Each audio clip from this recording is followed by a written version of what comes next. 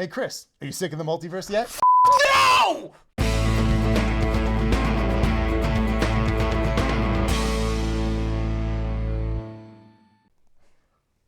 Okay, that was loud. Welcome back to the Out of Touch podcast. I'm Chris. That's Bill, and today we're watching Justice League: Crisis on Infinite Earths Part 1. So, Bill, what did you think of Justice League: Crisis on Infinite Earths Part 1? What? You have to speak a little louder. Stop being old. You're old. I am old. So old. Man, my bones hurt. Anyway, what did you think of this dumb movie? I mean, it was interesting, but it's hard to fully judge because this was kind of just an act one to a degree. Yeah. But it also had a movie in it as well. This is a weird one. They keep making these weird. I don't get it. We have the Crisis, but then we're also seeing the origin of the Justice League of the Tomorrowverse. Yeah, it was kind of like, I don't know how to describe it. It was a movie in many different compartments. There was a lot of like things going on, and it was all like disjointed until you kind of like got closer to the end of the movie. Because it's like... So full spoilers, I guess, because this movie's been out for a minute. The Tomorrowverse is having a crisis on Infinite Earths. Yes. Which we have seen before in live action. Yes. And like sort of in animation before. I guess not exactly, but there was like Crisis on like 2 Earths or something. Yeah, but that was different. Yeah. This is the proper antimatter wave erasing everything. The Monitor's all like, I've gathered you all here. We gotta build some towers. We gotta do science. Flash, you have to run really fast. Because that's all the Flash does. Yes. Every story with the Flash is like, but then he ran even faster. Yeah, and it's kind of interesting how it is disjointed, but only because it's disjointed for the Flash, because I guess because of the way he's existed. He's like time jumping or something. His mind is time jumping or something. He's been time whammied to a degree. I don't know. I think it's partially because of the mysterious homeless man it's Constantine, isn't it? It's Constantine. I mean, like, I think it is. I think it's Constantine. It would be cool if it was Constantine. I thought that was Matt Ryan's voice, but homeless man is credited to Nolan North, but it kind of sounded like Matt Ryan's Constantine to a bit. And he said to the Flash kind of cryptically, we're both paying the price for what we did, which would be referring to restarting the existence after the previous continuity got destroyed in the Justice League Dark Apocalypse War movie. Right. And last we saw of that Constantine, he was trapped in just like kind of a prison by the Spectre. You didn't see it. It's in the short film Constantine House of Mystery that kind of follows up on that version of Constantine. Yeah, man, that Justice League Apocalypse War is like a horrifying movie, just because it's just like, hey, we're gonna make a movie where like all the DC characters die in like very like brutal and violent ways, and I'm like, man, media, stop doing that. They're still doing it. Stupid Suicide Squad game. It's just like, hey, you know, like these characters that like we're supposed to like make a universe about and like have at least a little bit of reverence for. Yeah, we're gonna like have them all be murdered again. Brutally. Or evil. But this doesn't really do that. No. Which was nice. Yes. It was nice seeing some of these characters stay alive and not get peed on and stuff. So, you know. Technically not what happened, I think. Well, whatever. Something. There was the threat of pee, I think. I don't know. I didn't play the game. I didn't play it either. So the movie primarily focuses on Barry Allen. Yes. Who's been one of the characters we've seen a bit in this continuity. He was kind of the central focus of Justice Society World War II. Him and Green Arrow showed up in the post-credit scene for Long Halloween Part 2, which we now in this movie see why they did that. Yeah, which I forgot that was like a thing, and I was just like, oh, yeah, that movie was a while ago. It was a while ago. It was like 2 years ago. Yeah. I felt like, I think even when I watched, I have to rewatch it, but I think Justice Society World War II, I was just like, are they doing Crisis? I think they've been planning this for a while. The world will end in a flash of light, and you'll be gone.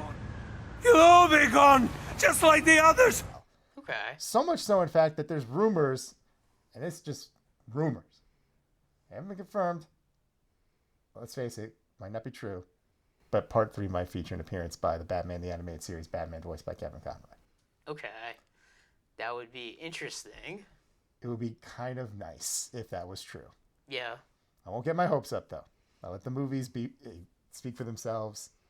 We do know, because of the teaser for part 2, we are getting a Batman Beyond. Yeah. It was kind of nice. He was only in it briefly, but we'll see more of him. It was kind of cool seeing the Dick Grayson Robin in a thing again. Yeah. Because, it's these days it's just Damian. It's always just Damian. It is Damian. Little ninja murder boy. Yep.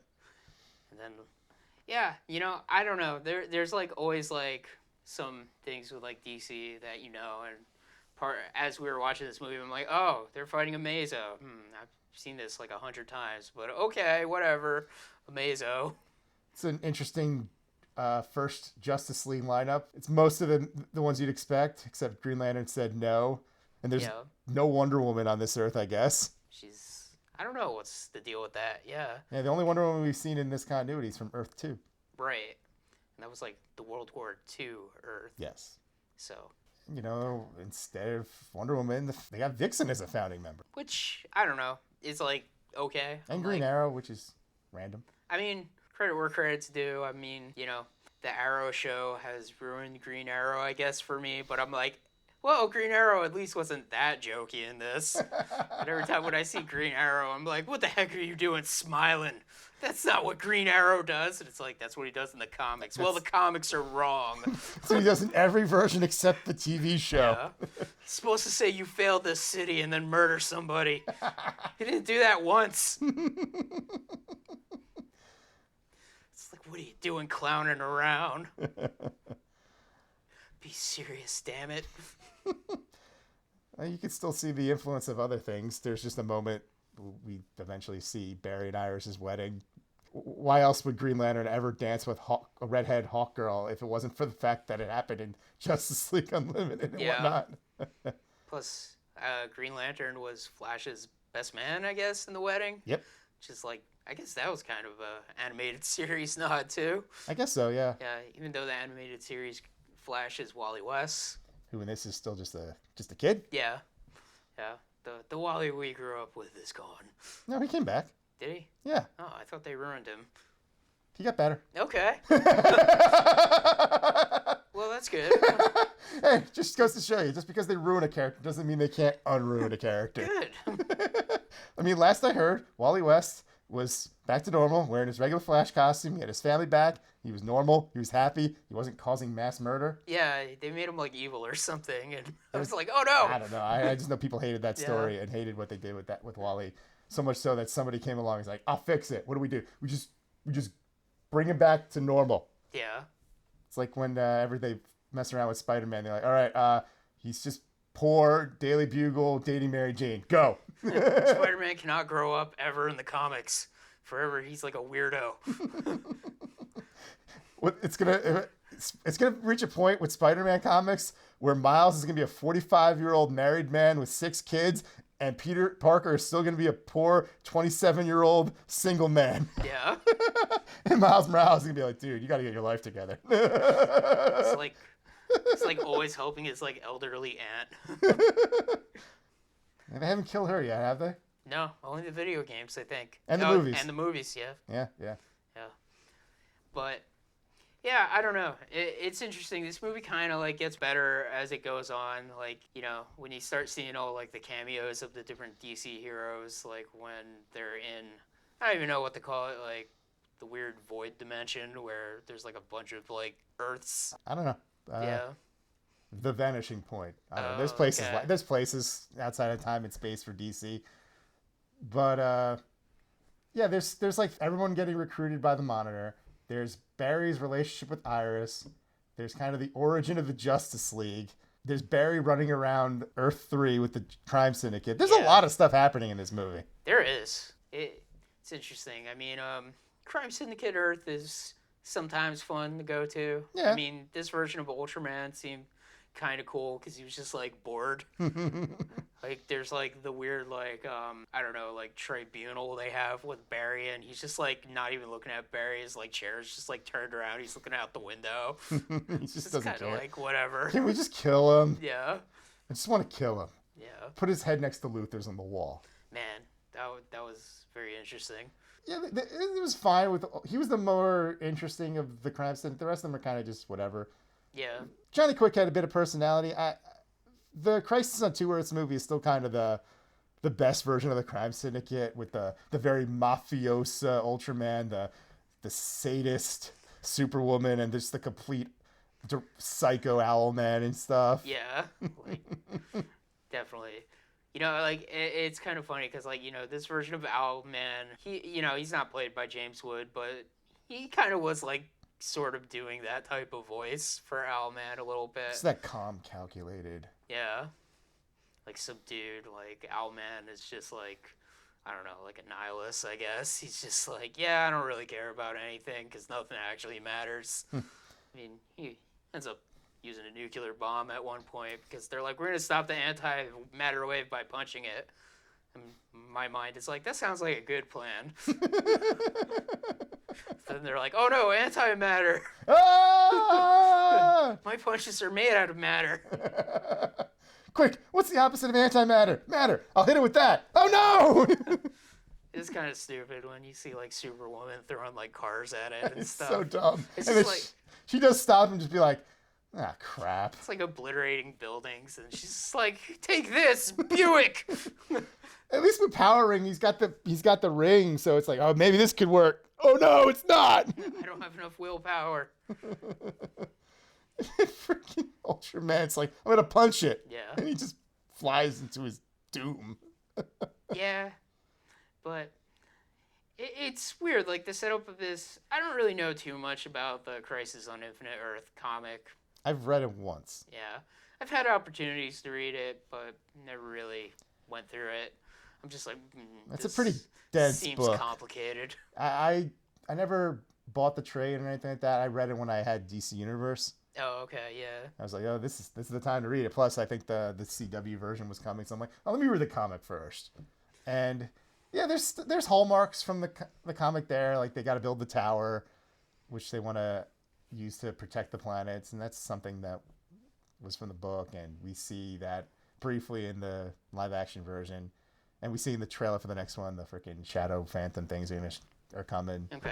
You know, I guess like one interesting part about this whole movie is like, you know, the story of the Flash, how he ends up, you know, vibrating him and Iris so they can finish the tower. And live a life together, because Yeah. I think Barry on some level knows, I'm gonna die, aren't I? Yeah. This is interesting too, because like I thought Barry becomes the lightning bolt that gives him his powers. That's one version. I don't know if I don't know which story that's from. It's not from Crisis. Okay. But I'm not sure. Yeah, because I thought it was like kind of like a full circle thing. There's something that is a thing. I don't know when that was a thing though. Okay. Because there's been like 50 million retcons. Barry Allen ran into oblivion, but then it turned out he was running from the literal physical incarnation of death for like 10 years or whatever the fuck. And then he just popped back up during Final Crisis. Like, hey guys, I'm here. Help me. I'm running. The other thing I know about Crisis on Infinite Earths is like I think it was made before like the Speed Force was the thing. The Speed Force is a much more recent thing. Yeah. Very Because recent. that was like really like a Wally West thing, like the Speed Force, and then they're like, oh, it's like a speedster thing now. So I'm not sure when the Speed Force debuted. I think it was still new, relatively new, when like Justice League and Justice League Unlimited was a thing. okay.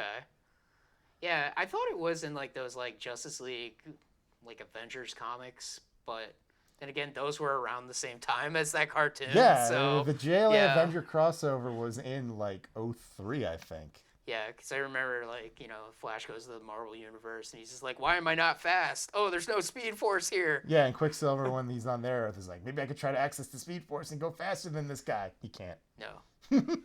Because Quicksilver sucks. They tried to explain his suckiness, which was interesting. It's like, well, you don't get it. See, he's going fast all the time, so every time he's talking to somebody, he's like waiting for somebody to finish words, and that's why he's pissed off all the time. It's like, I guess that makes sense. That's a take. I'll give him that. That's a take. Where it's like, if he doesn't have precise control like the Flash, you can just exist at normal speed and everything's fine. But if you have no control over that and everyone's just go so slow, you'd be like, Ah! He's just fast all the time. But anyway, yeah. So I do like that part with like Barry and Iris, finishing the towers and growing old, like building these towers for like 30 years, I guess. Yeah, I guess so. Yeah. We get like the bullet points of their relationship. We see them first meet. We see them getting married. Yeah. Then She guess- dies. Yeah. Yeah. That's Is she pretty- old? yeah. I mean, they're both old. Yeah. Then I guess like old Barry gets like flung through like time and space by the Spectre. Spectre shows up and he's like, "Yo, what up? I'm God's wrath." I'm not gonna lie. I kind of expected the Spectre to be Hal Jordan. But it's different voice. It's not Nolan North's voice. I saw it in Yeah. the cast list because we saw this Hal Jordan die courtesy of the Parallax situation, and after that happened in the comics, he became Spectre. Yeah. So I guess it could still happen. Maybe the Spectre has to pass it on to somebody else in one of these other movies, but if that doesn't happen, that's a missed opportunity. Yeah, and I guess it makes sense because like initially the Green Lantern they tried to recruit as Hal Jordan and he's just like, "No, go away."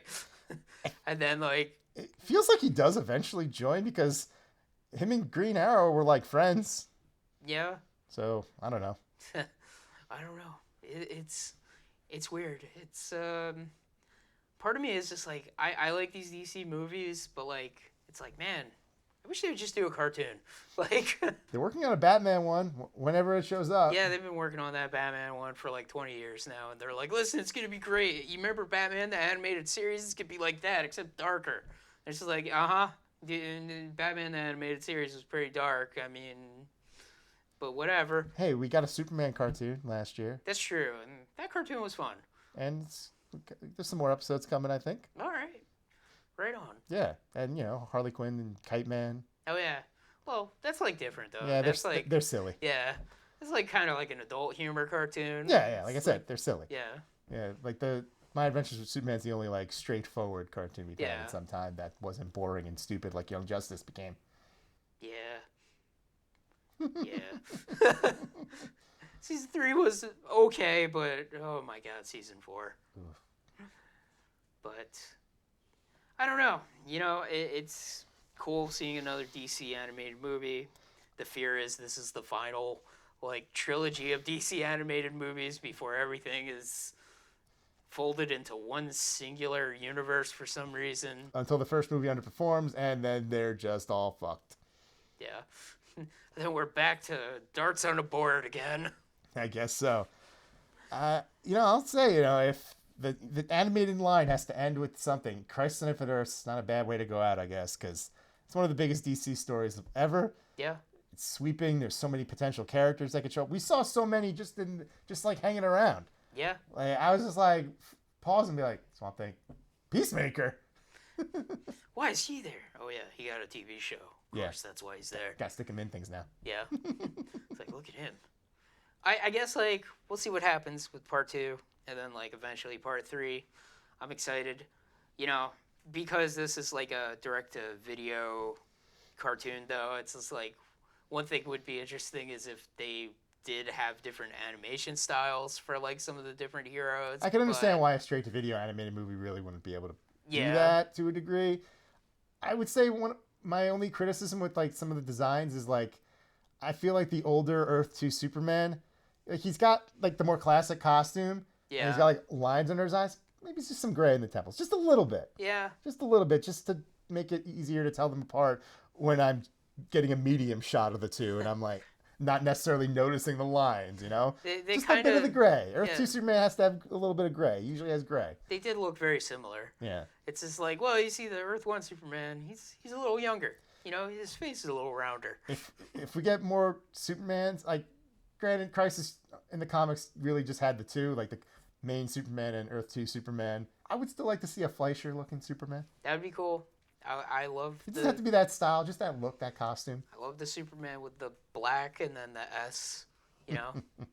That's a cool look. It would be nice if, like you said, Batman the Animated Series and that version of the Justice League showed up. It would be pretty crazy if they did. If it's just like, by the time we get to part 3, here's all the versions you've grown up with. And it's like, holy crap. We've opened Pandora's box. It would be cool. But, I don't know. This one was pretty good. You know, it was better than the World movie, which had a cameo in this movie. And I was like, get that out of here. Now, we saw like the quick flash of like the barbarian Batman and that other guy. And I was just like, was this in the other movie and I just don't remember? Did that happen? I can't remember. Yeah. Who knows? It might have.